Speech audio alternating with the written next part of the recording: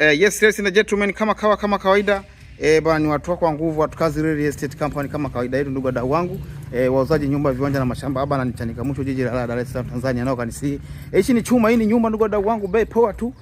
Ni milioni 28 za Tanzania unajipatia nyumba makazi kama unavyoona. Ni mtaa mzuri, majirani wapo, kila kitu kipo, huduma za kijamii zote zipo. Let me show you another side. Upande wa pili ndugu wadau wangu, most welcome.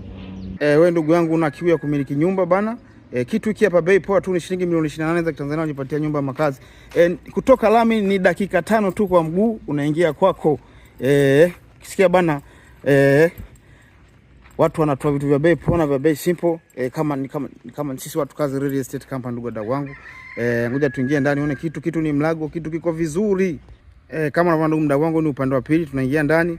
Nyumba iko kwenye mtaa mzuri, ni sehemu kuliko jengeka, you are more welcome. Hii ni sitting room ya kibaba ndugu mdau wangu. Hiki ni chumba, hii ni public toilet. This one is master bedroom. Pani jiko, sehemu ya kupika ubwabwa, nyama, pilau, kila kitu. Tunasema amina.